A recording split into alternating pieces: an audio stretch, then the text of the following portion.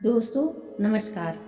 मेरे इस कहानी के चैनल पर आपका बहुत बहुत स्वागत है। एक बार फिर देवर्षि नारद के मन में यह अभिमान पैदा हो गया कि वे ही भगवान विष्णु के सबसे बड़े भक्त हैं। वे सोचने लगे, मैं रात दिन भगवान विष्णु का गुणगान करता हूँ, फिर इस संसार में मुझसे बड़ा भक्त और कौन हो सकता है। किंतु पता नहीं श्री हरि मुझे ऐसा समझते हैं या नहीं। यह विचार कर नारद भगवान विष्णु के पास क्षीर सागर में पहुंचे और उन्हें प्रणाम किया। विष्णु जी बोले, आओ नारद, कहो कैसे आना हुआ। नारद बोले, भगवान मैं आपसे एक बात पूछने आया हूँ। भगवान विष्णु बोले, मैं तुम्हारे मन की बात जानता हूँ नारद, फिर भी तुम्हारे मुँह से सुनना चाहता हूँ।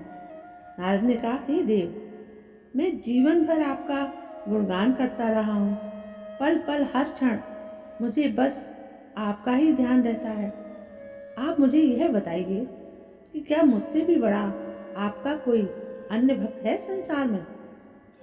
भगवान विष्णु समझ तो पहले ही गए थे कि नारद को अपनी भक्ति पर अभिमान पैदा हो गया है, किंतु अपने मन की बात छुपाकर वे बोले, नारद, इस प्रश्न के उत्तर के लिए तो तुम्हें मेरे साथ मृत्यु लोक चलना पड़ेगा। नारद बोले, ठीक है भगवान, मैं मृत्यु लोक चलने को तैयार हूँ। भगवान विष्णु नारद को लेकर मृत्यु लोक चल पड़े। धरती पर पहुंचकर दोनों ने किसान का वेश धारण किया और एक गांव के किनारे बनी एक झोंपड़ी की ओर चल पड़े। विष्णु बोले, नारद, मेरा एक बहुत बड़ा भक्त यहाँ इस कुटिया में रहता है। आश्चर्य है, क्या मुझसे बढ़कर भी किसी की भक्ति हो सकती है।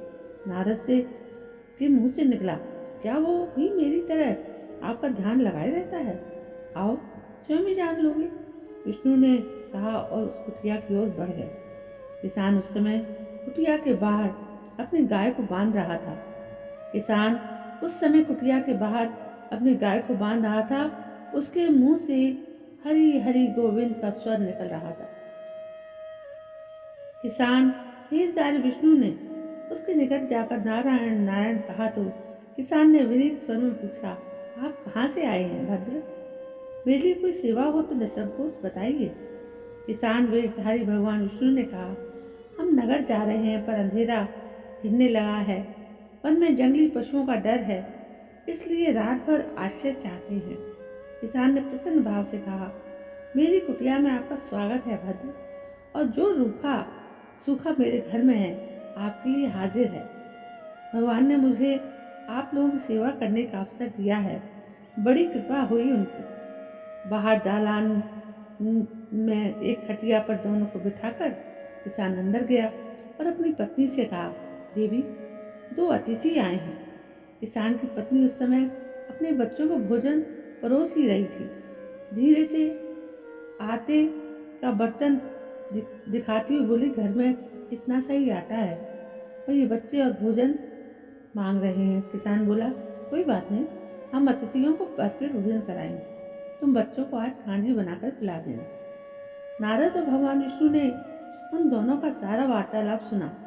फिर परीक्षा के लिए भोजन की थाली पर बैठ गए। जब दोनों भरपेट भोजन कर चुके तो नारद सोचने लगे, यह सीधा साधा गृहस्थ भगवान का सबसे बड़ा भक्त कैसे हो सकता है।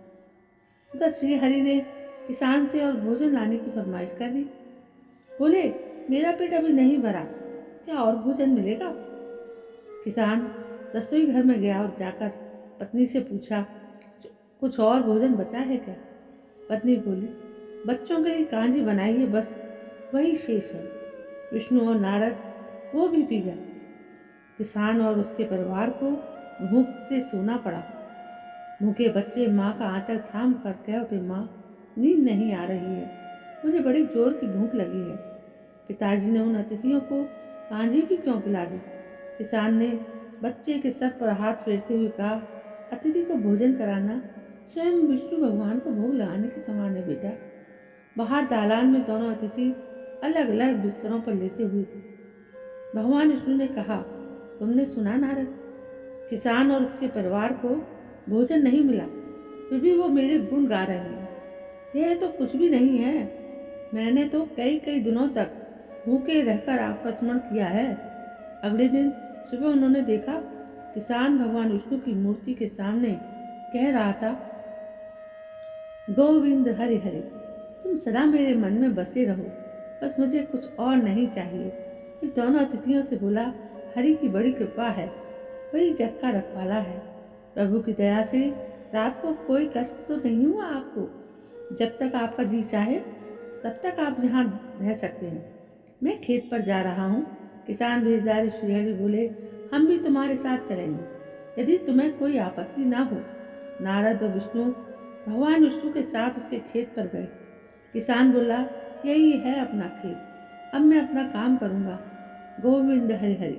नारद बोले, तुम तो सत्पुरुष हो, भगवान के बड़े भक्त हो, हर घड़ी उनका नाम लेते रहते हो।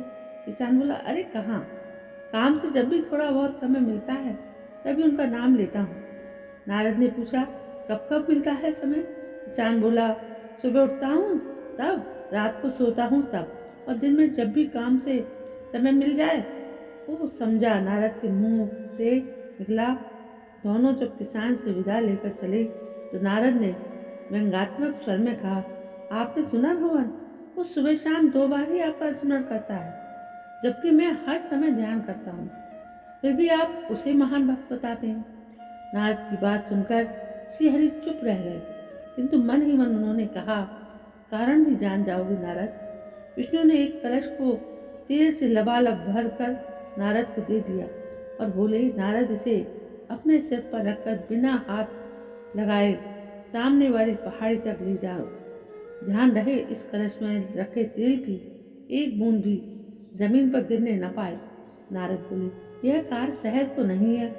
यह कहकर नारद ने कलश सिर पर रख लिया और पहाड़ी की ओर चल दिए। नारद पहाड़ी तक गए और लौट आए। विष्णु बोले, लौट आए नारद, ठीक है, अब ये बताओ कि इतनी दूर जाने और आने में तुम्हें कितनी बार मेरा स्मरण किया? नारद बोले, एक बार भी नहीं भगवान। करता भी कैसे? मेरा सारा ध्यान तो तेल और कलश की तरफ लगा हुआ था। श्री हरि बोले, अब तुम ही सोचो, वो किसान दिन भर कठिन परिश्रम करता है, फिर भी 2-4 बार मेरा स्मरण करता है, और तुम एक बार भी मेरा स्मरण नहीं कर पाए। विष्णु की बात सुनकर नारद के अंतर चक्षु खुल गए। वो श्री हरि के चरणों में गिरकर बोले, मान गए प्रभु, जो संसार के झंझटों से रहकर भी आज आपका स्मरण करते रहते हैं, वही आपके सबसे अच्छे और सच्चे भक्त हैं। तो दोस्तों, ये थी कहानी भगवान विष्णु की और श्री नारद जी की। घमंड किसी को भी बहुत ही मदमस्त बना देता है। तो दोस्तों, उसी घमंड को दूर करने के लिए श्री हरि ने उनके लिए ये रचना रची।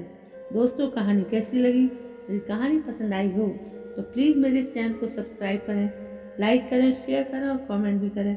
कल मैं फिर हाजिर होती हूँ एक नई कहानी के साथ। तब तक के लिए जय हिंद, वंदे मातरम।